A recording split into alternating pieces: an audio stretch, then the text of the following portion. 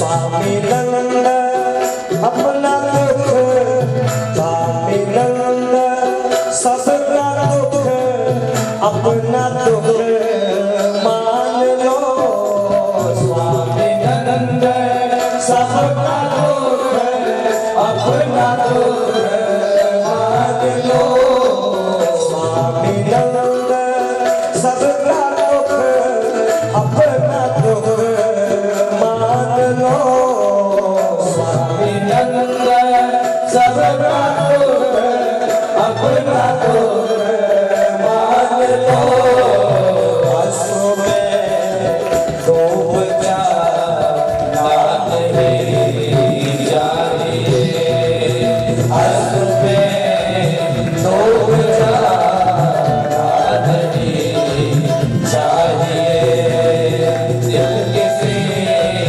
लाग का नहीं चाहिए दर्द से मुस्कुराना नहीं चाहिए दिल किसी लाग का नहीं चाहिए दर्द से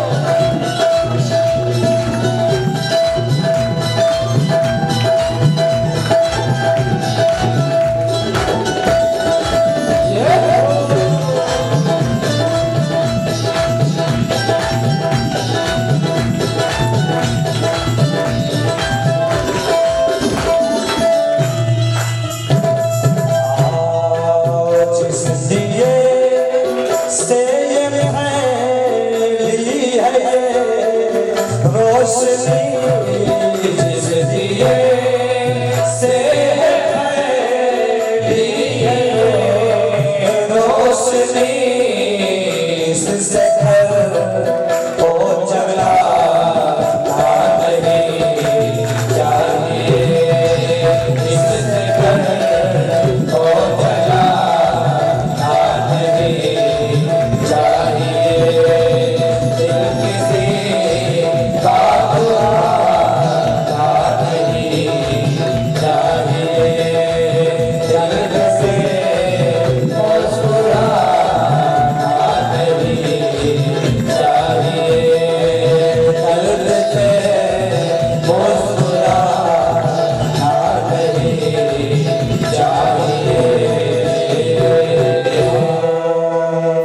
परमात्मा अपने डलिया को लेकर के पुष्प तोड़ने के लिए पुष्प वाटिका में गए।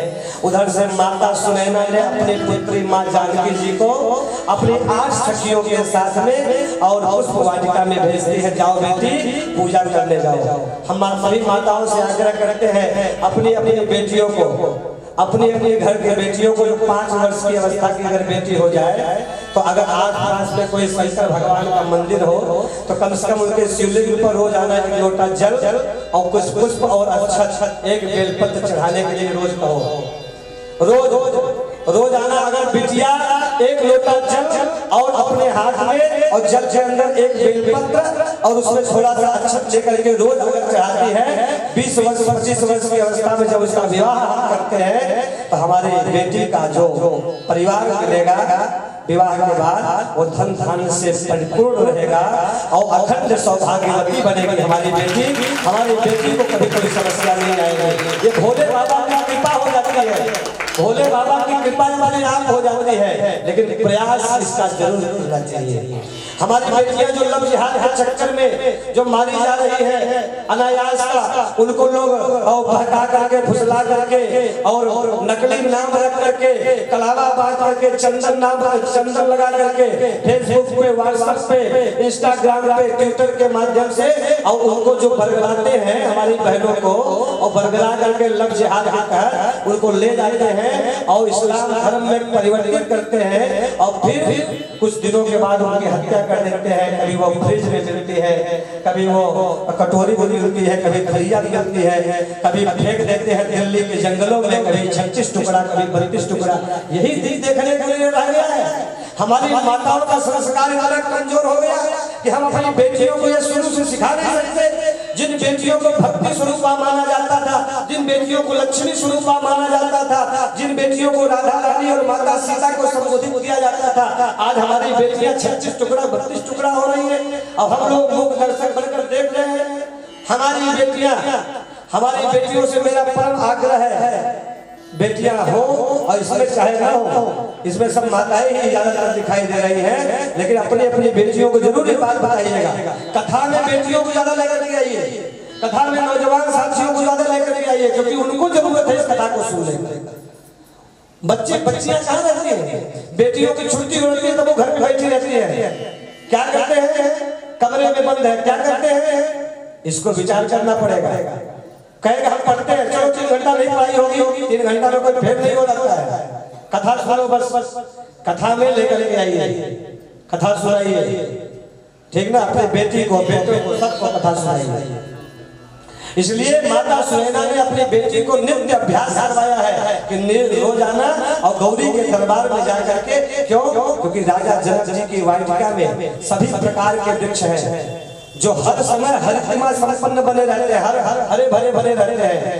हर प्रकार के फल और फूल देने वाले वृक्ष हैं राजा जनक जी की वाटिका में। और एक वाटिका के मध्य में एक सरोवर है। सरोवर की सीढ़ियां रत्नों से जड़ित हैं। उनके चारों कोनों पे 4 खंभे हैं, खंभे भी रत्नों से जड़ित हैं। उनके ऊपर परकोटे बने हुए हैं, वो भी सब सोने और चांदी से मढ़े हुए हैं। और उसी सरोवर में आकर के माता जी नित्य स्नान करती है। और स्नान करके और वहीं से पुष्प तोड़ करके और वहीं पर सुंदर एक छोटा सा मंदिर है गौरी जी का। गौरी जी के मंदिर में नित्य वहां पर पूजन करने के लिए माता जी अपने सखियों के साथ आती हैं। जब नित्य पूजा करने के लिए आते हैं तो उनको भगवान का दर्शन होता है। उसी वाटिका में जहाँ पर नित्य पूजा करने के लिए भक्ति आती है, माता जी आती है, वहीं पर ज्ञान स्वरूप भगवान श्री राम पधारते हैं। भगवान को दर्शन करने के लिए एक सखी आई माँ के साथ और घूमने के लिए वाटिका में चली गई। और वाटिका में घूमते घूमते घूमते घूमते देखती है झरोखे से कि बड़ी सुंदर छवि हमारे अपनी आंखों से दिखाई दे रही है। एक तक कुछ देर तक वो देखती रह गई और भगवान पुष्प तोड़ रहे हैं और इनके माथे पर पसीने की बूंद और निकल रही है। उन पसीने की बूंद को देख करके मोतियों की तरह जो उनके माथे के पसीने की बूंद को देखा तो उसको लगा कि अरे इतने सुंदर है और सुंदर इतने कोमल है कि पुष्प तोड़ते ही इनको पसीना आ जा रहा है। उनको देख करके सखी मोहित हो जाती है। सखी दौड़ करके जाती है, कहती है अरे चलो रे चलो। कहते हैं कहाँ? कहते हैं अरे पूजा बाद में हो जाएगी। वो आए हैं जो कलिया नगर देखने के लिए आए थे, वही इस समय वाटिका में भ्रमण करने के लिए आए हैं, पुष्प तोड़ने के लिए आए हैं। चलो देखो नहीं तो चले जाएंगे, फिर कब आएगा भगवान? अरे चलो देख लो। तब माता जी आती है, अरे गौरी दरबार, अरे चला हो सखी देखिए गौरी दरबार, चला हो सखी पूज आई, गौरी दरबार, चला हो सखी पूज आई, गौरी दरबार, सबो दरबार, गौरी दरबार, सबो दरबार, चला हो सखी पूज आई, गौरी दरबार, चला हो सखी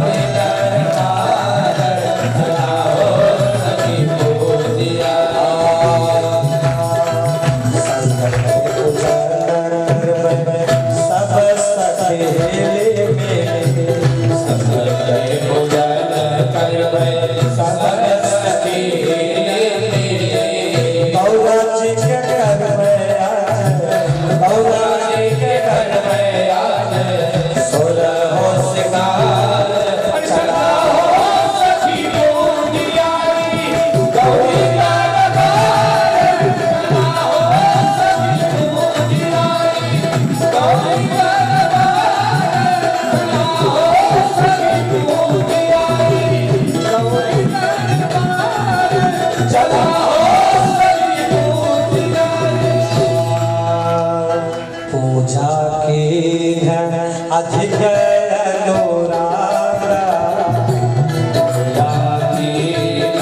अधिक अनुराग निज अनुरूप निज अनुरूप सुभग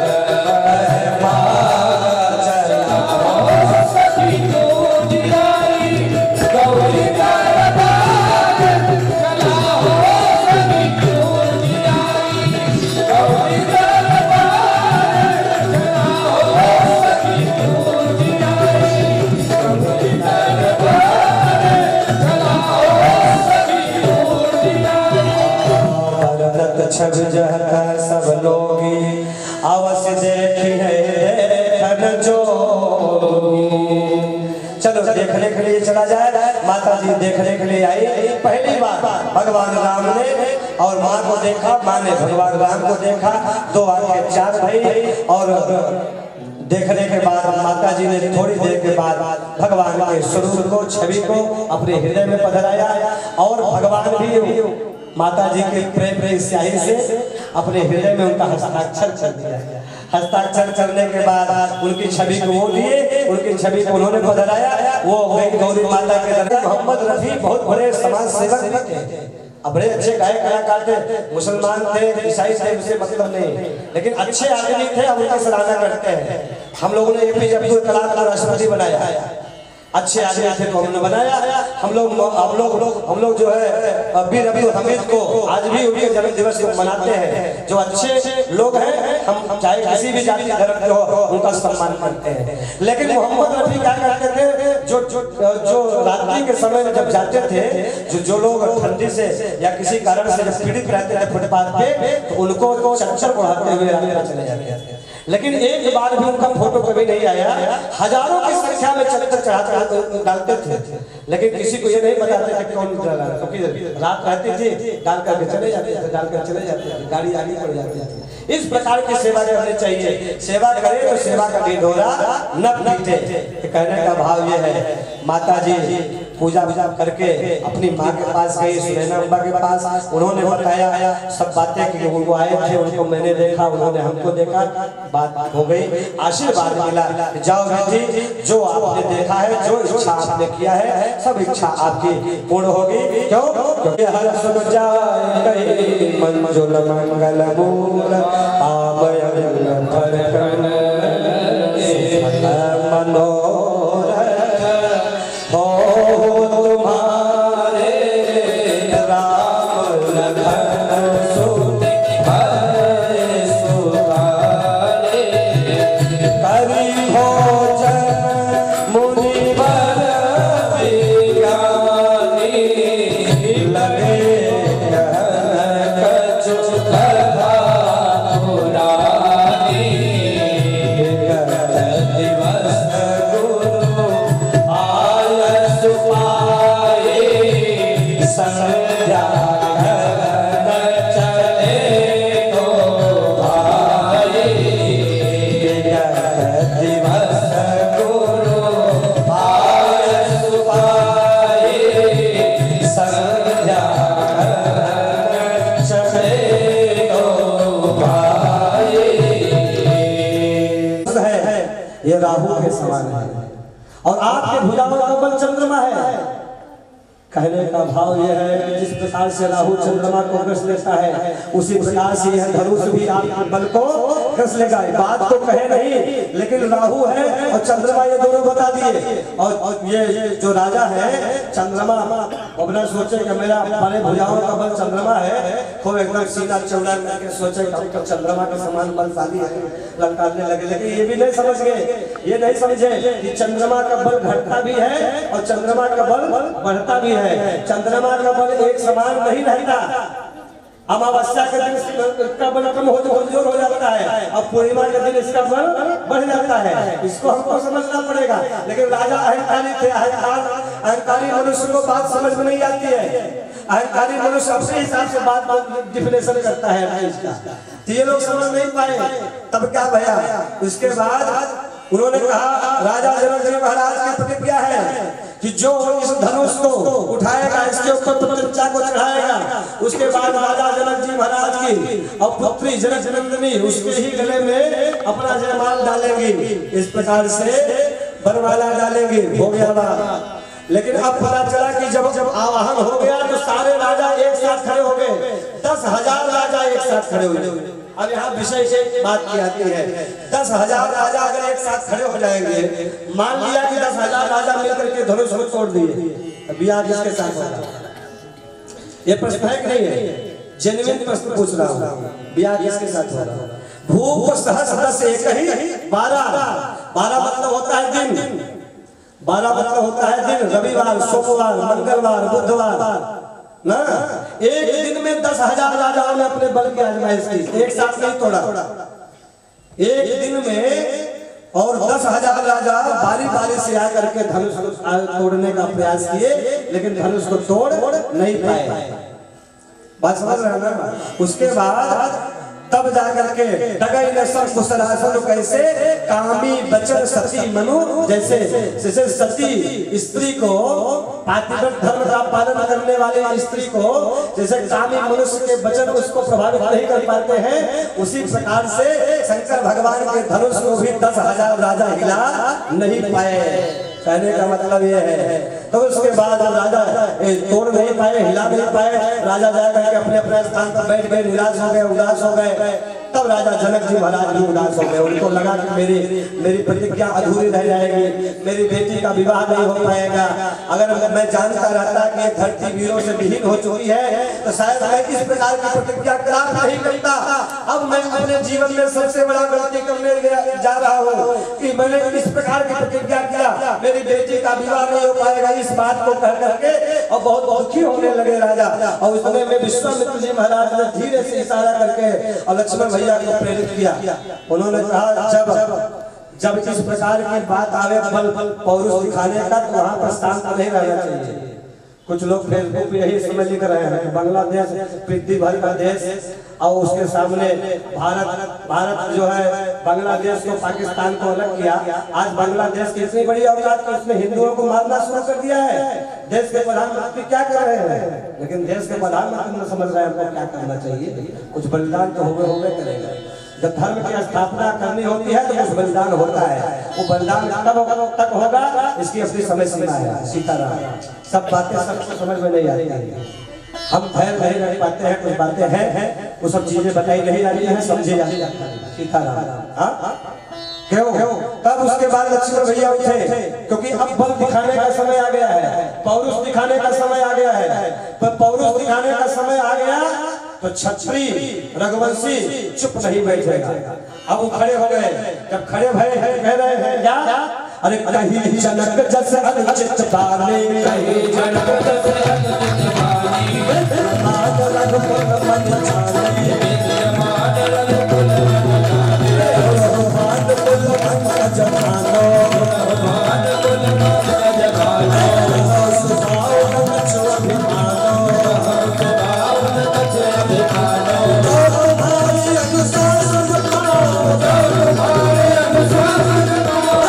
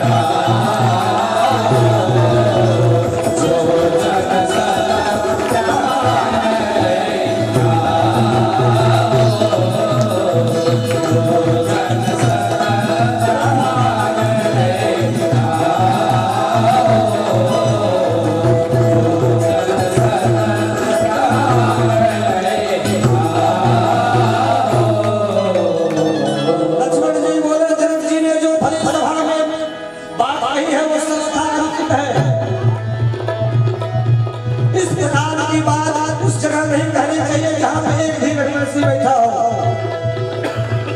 हम लोग अब तक चुप रहते हैं, शांत रहते हैं जब तक हमारे सम्मान पर आंच नहीं आती है। जिस समय हमारे सम्मान पर आंच आने लगती है उस समय हम चुप नहीं बैठते हैं। ये धनुष का संपूर्ण ब्रह्मांड को हम केंद्र की तरह अपने हाथ में लेकर के उसको उछाल सकते हैं। जिस प्रकार से छोटे छोटे बच्चे तालाब में जाकर के केवल कमलनी के कुमुदनी को उखाड़ करके उसके नाक को तोड़ करके उसके माला पहन लिया करते हैं, उसी प्रकार से इस धनुष को खंड खंड खंड कर सकते हैं। संपूर्ण ब्रह्मांड को जिस प्रकार से बच्चे छोटे छोटे और कच्चे कच्चे घड़े को बना करके मिट्टी के घरौंदे को बना करके अपने चरणों से रौंद दिया करते हैं, उसी प्रकार से संपूर्ण ब्रह्मांड को मैं रौंद सकता हूँ।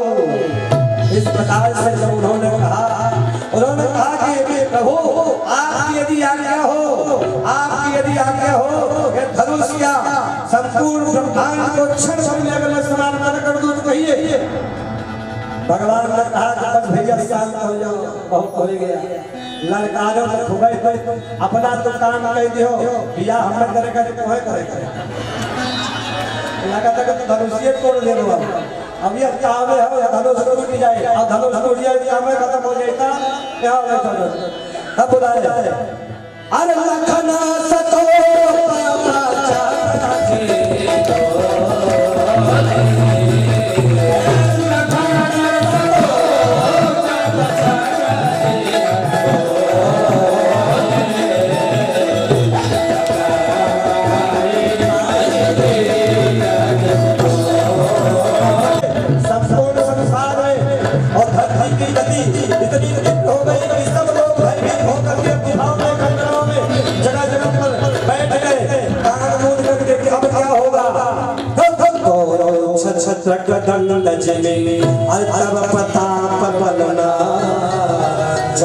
करो प्रभु पद शपथ करना धरो नहीं तोड़ूंगा धनुष तो आज के बाद से मैं अपनी धनुष को भी छोड़ दूंगा। इस धनुष को अपने हाथ में कभी नहीं उठाऊंगा।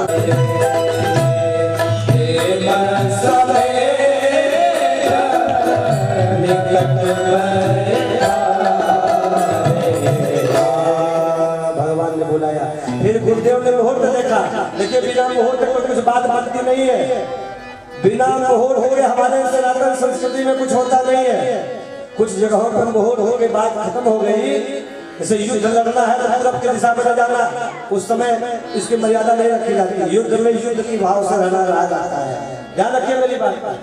अब उस समय भगवान ने बुलाया और मुहूर्त को देख करके गुरुदेव विश्वामित्र जी ने महाराज ने राम को कहा, हे राम अब मुहूर्त हो गया है, जा करके धनुष को भंजिए, तोड़िए मत।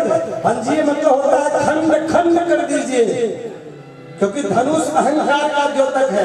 अहंकार का निर्मूल यानी समूल नाश करना पड़ता है, तब अहंकार समाप्त होता है। अहंकार का कुछ एक भी अंश संसार में जीवन में अगर बचा रह गया तो यह छोटा सा अंश धीरे धीरे फिर से बड़े वृक्ष बन करके खड़ा हो जाता है। इसलिए जब तक अहंकार पूरा समाप्त नहीं होता है तब तक जीवन के विकार समाप्त नहीं होते हैं, क्योंकि अहंकार समस्त विकारों की जननी है। अहंकार से ही सारे विकार जन्म लेते हैं। इसलिए विश्वामित्र महाराज कहते हैं क्या, अरे उठा हो राम जाओ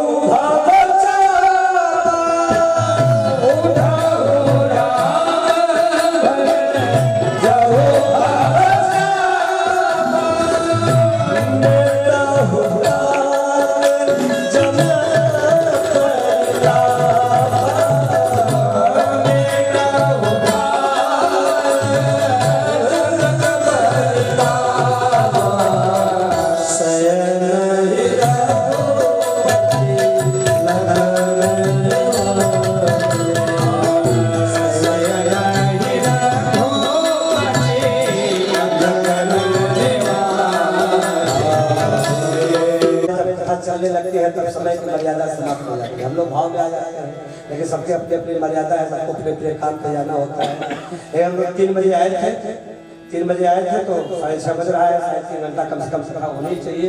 तो ठीक वो प्रकार से यहाँ तक हम लोग पहुँच चुके हैं। अब थोड़े समय में हम लोग धनुष भंग करके जयमाल करवा देते हैं, विवाह यहाँ संपन्न हो जाए, फिर कल बारात रात वाला मामला हम लोग देखेंगे, चिंता न करें। लेकिन चमचुआ वाला भाई पहन के आए हो। हाँ कहो अभिराम जी कहाँ गए भाई? अभिराम जी को बताए थे, हाँ बारात अभिराम जी बताए थे सैबल्ला बन के आए हुए। सैबल्ला कहाँ गए? सैबल्ला बेटा बिहार है बस, सैबल्ला बिहार ना भाई। हाँ वो देखा चमकुआ नहीं पहले तो बिहार ना तब चलिए। तो बड़ा प्यारा भाव है भगवान का, धनुष तोड़ने के लिए भगवान उठ रहे हैं। भगवान जब उठे गुरु की आज्ञा को प्राप्त करके सबसे पहले गुरुदेव भगवान को प्रणाम करते हैं। सुन रहे बच्चे 2 मिनट साधारण आइए ताकि तो ये ताकि युवा ताकि तो युवा ताकि डोंट ताकि मेरे समझो नहीं समझो बाद में समझाऊंगा। ठीक है, कहने का भाव क्या है कि भगवान उठे तो सबसे पहले गुरुदेव भगवान को प्रणाम करते हैं। उसके बाद राजा जनक जी महाराज को प्रणाम करते हैं क्योंकि ससुर बनने वाले हैं। योगी राजा योगी भी है, सन्यासी भी है, बड़े आदमी है, कोई छोटा मोटा आदमी नहीं, संत है, इसलिए उनको प्रणाम किया। इसलिए सभी राजाओं को प्रणाम किया। ये सब राजा भगवान राम से श्रेष्ठ हैं, सब बड़े हैं। सबसे कम उम्र के अगर कोई व्यक्ति इस समय वहाँ पे है तो ये है लक्ष्मण भैया। और सबको प्रणाम करने के बाद माता सुनैना जी को प्रणाम किया। माता सुनैना जी को प्रणाम करने के बाद समस्त नगर वासियों को प्रणाम किया। समस्त नगर वासियों को प्रणाम करने के बाद माता जानकी जी की तरफ देखा। देखने के बाद माता जानकी जी के आंखों से अश्रु की धारा उस समय बह रही थी। उनको ये समझ में आया कि इतने बड़े बड़े राजा धनुष नहीं तोड़ पाए तो ये नहीं तोड़ पाएंगे तो मेरा क्या होगा। ये सोच करके माता जी की आंखों में अश्रु की धारा बह रही थी।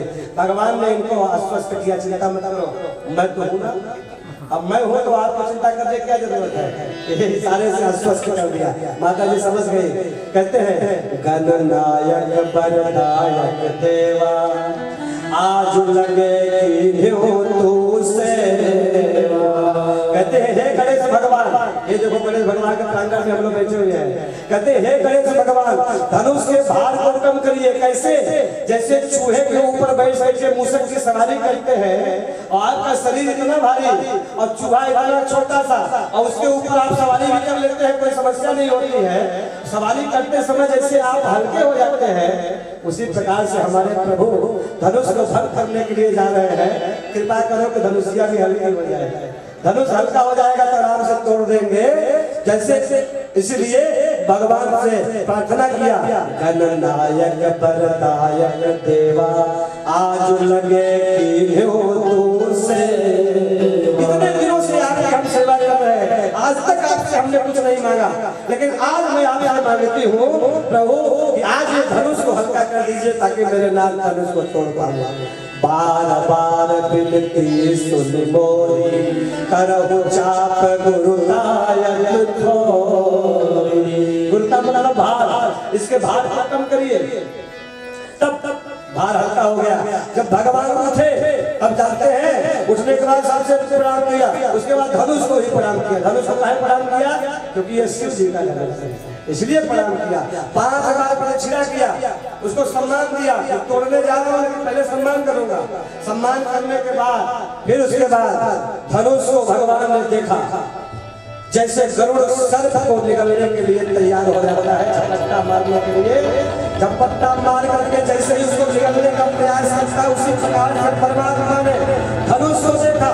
गोस्वामी जी कहते हैं जिस समय परमात्मा ने धनुष को निहारना प्रारंभ किया उस समय बिजली की जगह चमकी। अरे क्या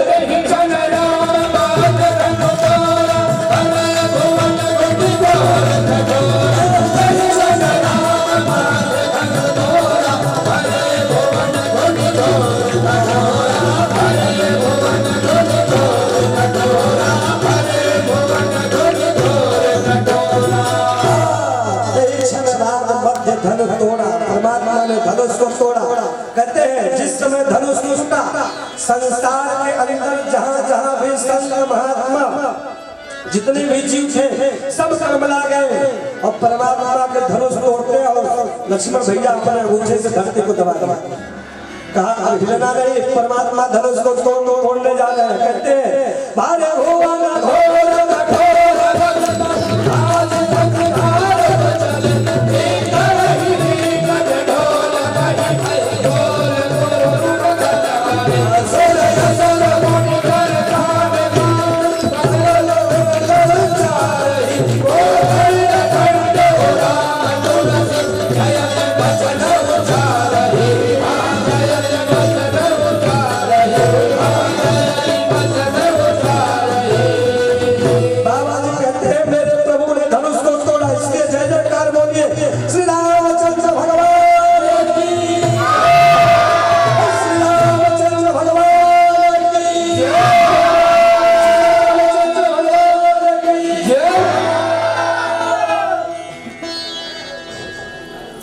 परमात्मा ने धनुष को तोड़ा।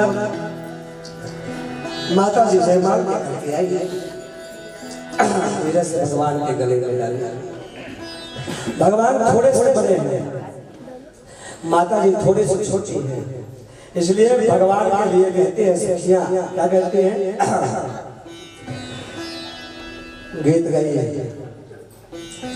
झुक जइयो ललन एक बार, अरे किशोरी मोरी छोरी झुक जइयो ललन एक बार, किशोरी मोरी छोरी झुक जइयो ललन एक बार, किशोरी मोरी छोरी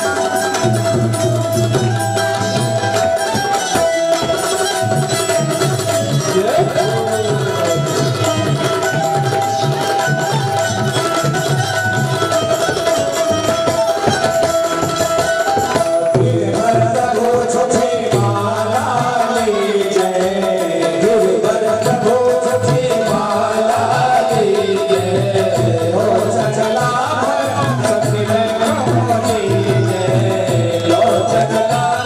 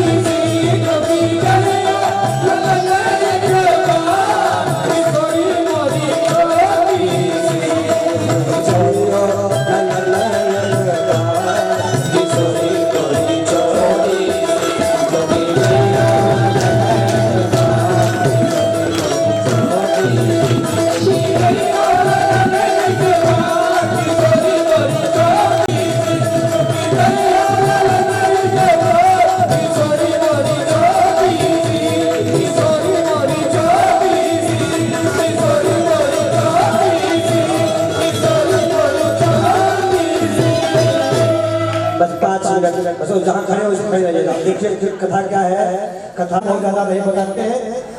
परशुराम लक्ष्मण संवाद और कल विश्वामित्र जी महाराज राजा जनक जी महाराज आपस में बैठते हैं और बैठ करके दोनों लोग ये विचार करते हैं अपने अपने कुल की परंपरा के अनुसार विवाह संपन्न कराया जाए।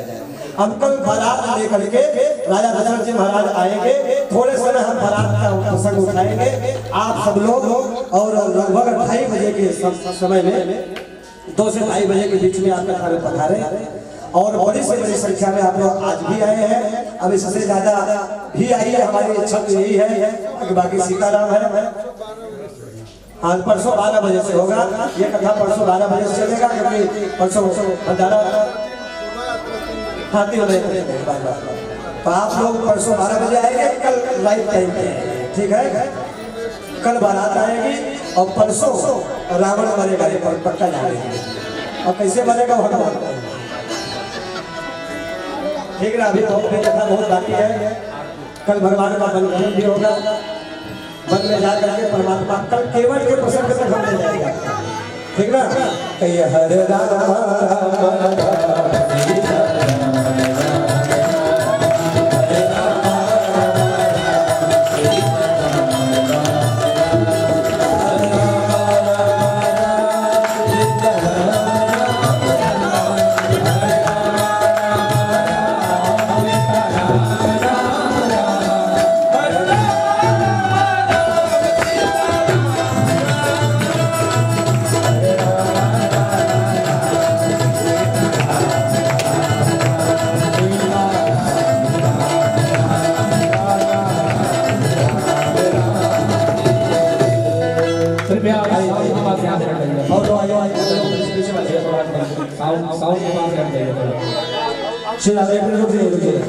सब लोग जहाँ पे हैं वहीं खड़े रहिए। 4-5 लोग हमारे पास आए हैं, आप ये पढ़ा दीजिए। जरा ताली बजाइए।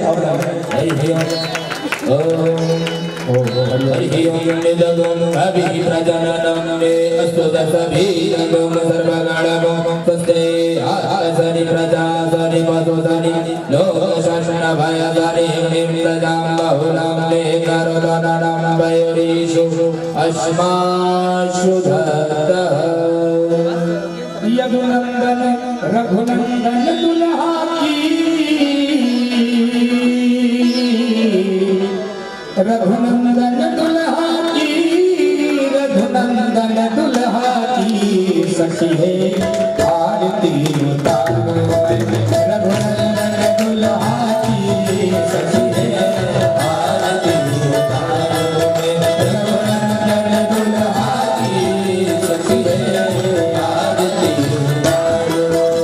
रघुनंदन दुल्हा की, रघुनंदन दुल्हा की, रघुनंदन दुल्हा की, रघुनंदन दुल्हा की सखी है